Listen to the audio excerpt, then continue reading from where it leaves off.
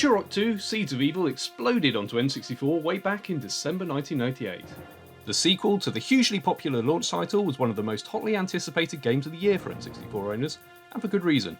Like all great sequels, it took everything that made the original so good and ramped it up to 11, with bigger levels, meaner baddies, and more awesome weaponry with which to tear your foes apart. Quite literally. Like the first game, Turok 2 also has a bunch of really fun cheats to unlock and play around with, and we're going to be taking a look at some of the best ones in today's video. There's a master code that will unlock all the cheats in one go. If you want to give these a try yourself, go to the option menu, select cheat, and enter Beware Oblivion is at hand. All cheats will now be available to toggle in the new cheat menu.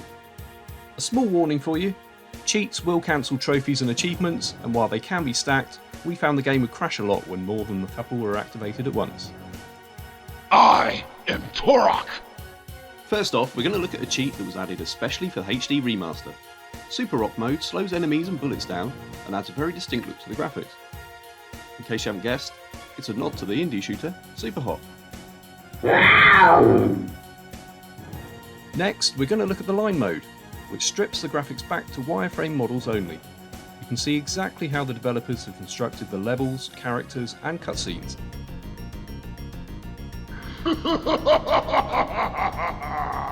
Next up is flight mode, which, as the name suggests, let you fly around the levels. You're restricted in some of the internal areas, but try flying outside and you can get a really good view of the level layout.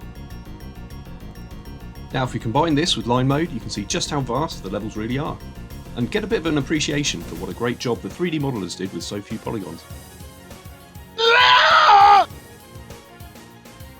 Purdy Colours mode switches the textures out for flat colours and limited lighting effects. Looks pretty snazzy. There are a couple of pretty useless ones that add the developer faces, or their babies, to the health pickups. And you can shrink enemies, or give them giant heads, just because you can. Finally, the big cheat also lets you walk to the beginning of any level, or straight to a boss fight if you want to whiz through the game quickly. I hope you enjoyed this little look at Turok 2's hidden cheats. Have you tried these on the N64 or the remasters?